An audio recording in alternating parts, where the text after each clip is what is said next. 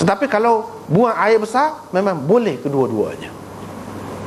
Sekiranya pasal dia tidak serupakan lelaki perempuan ini, sekiranya air kencing dia tu tidak sampai ke situ,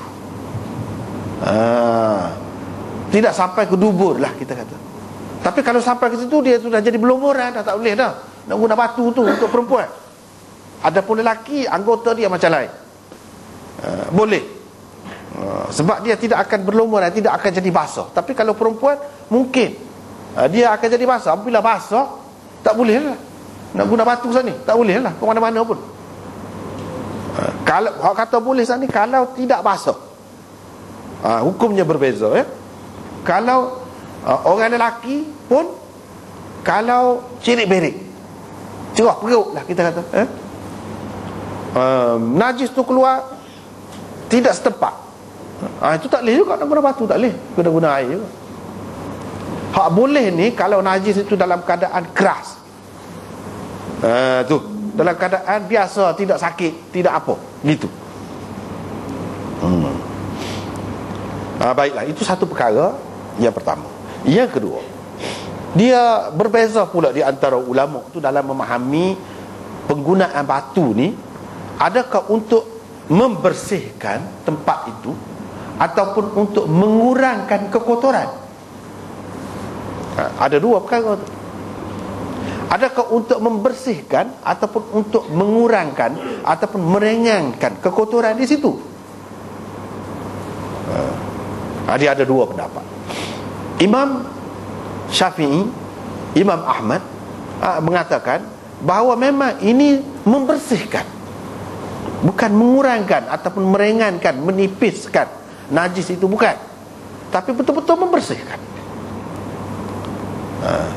Lepas tu kita kata bersih lagu mana, tak akan jadi bersih juga. Dia kata benda ni ghairu ma'qulil ma'na. Itu dia bang. Dan ini termasuk di dalam hukum ta'abbudi. Itu mengikut kaedah ni ulama, ni satu golongan ulama, misalnya Syafi'i, Ahmad, dia kata gitulah. Ini hukum ta'abbudi ni kita tak boleh nak fikir. Kita tak boleh nak fikir, hakikatnya tidak jadi suci, tak boleh nak fikir gitu. Tak hilang bekas dia tu, cuma ain dia saja, hak kasar-kasar saja hilang. Tetapi nak kata serupa dengan air itu tidak. Tapi dah dia kata boleh menghilangkan, menyucikan, kita kira suci gitu. Batu tu sendiri menyucikan. Bila batu tu sendiri menyucikan, disebutkan dalam hadis ini secara khusus, kita tak boleh nak fikir bawa ke lain. Dia kata, sebab itu dalam mazhab Syafi'i ini dia sepit sikit dari segi nak peluah mana masalah ni. Dan habis sebut batu-batu lah, tak boleh adalah hak lain. Gitu kaedah dia. Sebab apa? Hak ni tak boleh nak fikir dengan akal. Kalau kita fikir dengan akal, hak lain pun boleh jadi suci juga, boleh jadi lebih suci lagi daripada batu, kalau kita fikir dengan akal.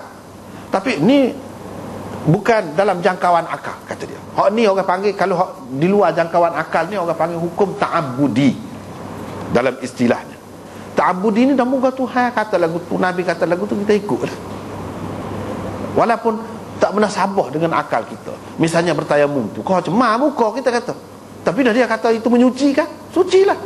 Kita tak boleh fikir dah, tak boleh kata, tak boleh lawai kau, tak boleh nak guna hak lain kau, tak boleh nak guna debu tepung kau, kita kata tak. Debu tepung, tepung gandum kau, kita kata tu boleh pakai lagi, kita suci lagi, kita tak boleh, tak boleh. Itu orang panggil hukum ta'abbudi ni. Benda lagu tu dia kata kau tu tak boleh. Lepas tu kau cemar tak cakap kau suci. Itu hukum ta'abbudi tu lagu. Bagi mereka hak ni pun ta'abbudi juga ni. Hak membersihkan najis ni dengan batu ni pun ta'abbudi juga. Bila ta'abbudi, kita tak akan boleh fikir dengan akal kita. Kalau akal kita bercanggah dengan akal kita pun, kita kena tolak ke tepi akal kita. Itu yang pertama. Yang keduanya, hak tu saja, terhad setakat tu saja. Jadi kalau kata batu, tak boleh dah lain. Misalnya tisu ke benda-benda lain, tak boleh lah.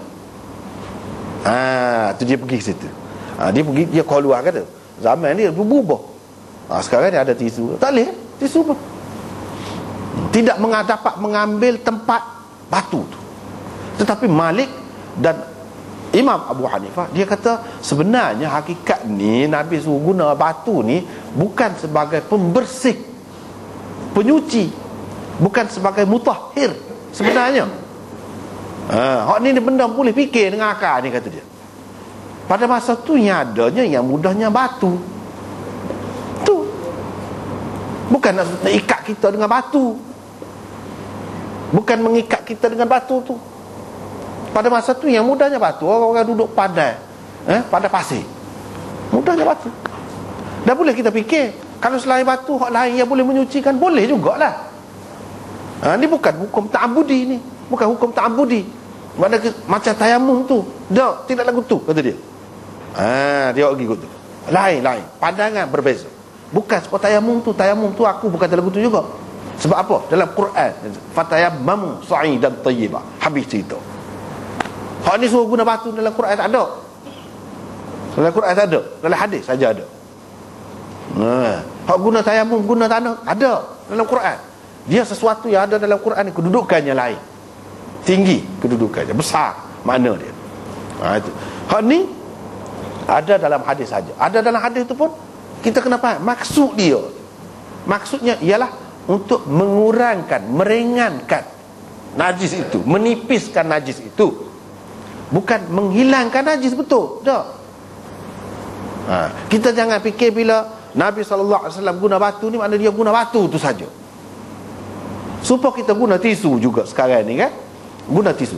Tisu itu bukan untuk membersihkan sepenuhnya, tetapi untuk meringankan, untuk menipiskan najis itu. Jadi bila nipis, penggunaan air pun sikit. Satu. Yang keduanya, bila nipis, bila sedikit najis itu, dia tidak jadi bau kuat sangat. Yang ketiganya, dia tidak menjijikkan sangat. Kalau kita terus basuh sekalipun. Tapi kalau kita buang dengan tisu dulu, sudah jadi nipis. Untuk itu, kata dia, batu ni bukan maksud sebenar. Sebenarnya air juga.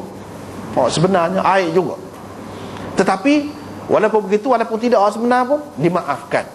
Sebab apa? Orang-orang yang susah dalam keadaan di padang pasir yang tidak ada banyak air itu, kemudahanlah kepada mereka. Tetapi hakikat sebenarnya ialah untuk meringankan najis, menipiskan najis, bukan untuk menghilangkan najis betul. Nak ganti air tak boleh. Air itulah hak sebenarnya.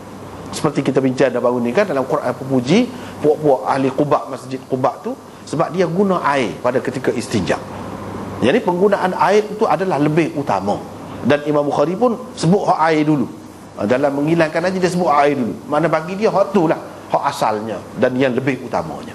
Tapi adalah keadaan-keadaan tertentu yang membolehkan kita guna bahan lain. Macam sekarang ni tisu. Tapi kalau mengikut pandangan Syafi'i, dia tak boleh tu. Dia kena ijtihad kot lain pula, ambil kaedah lain pula. Tapi kalau kira kaedah ni tak boleh. Sebab ini khusus dengan batu. Bila kata batu ni amar ta'abbudi, hukum ta'abbudi, tak boleh nak pergi ke lain. Nak guna tisu ke benda-benda lain ke tak boleh. Sekat tu. Itu dia jadi agak susah, sempit. Tapi kalau mazhab Hanafi, mazhab Malik tidak gitu. Tidak gitu. Lebih mudah nak pergi kepada hak lain. Sebab maksud sebenarnya apa? Iaitu meringankan najis. Meringankan najis ni boleh, bukan dengan batu saja. Bukan dengan batu saja. Termasuklah dengan tisu. Baru ni kita sudah sebut dah. Sekali lagi sebut, kalau kita perhatikan dalam hadis ni, nampak banyak perkara yang tidak sesuai dengan zaman. Zaman akan datang tak tahulah. Lagi banyak kira-kiranya penemuan lagi banyak perubahan yang berlaku pada zaman itu. Kita tengok sekarang ni tidak sesuai nak gunakan anak batu di tandas-tandas kita, di bilik-bilik air kita. Tak sesuai.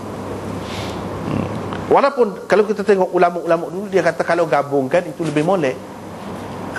Yang ni untuk meringankan najis itu guna batu, lepas tu guna air. Itu kata dia. Tapi kalau sekarang ni nak guna batu tak sesuai, tak boleh.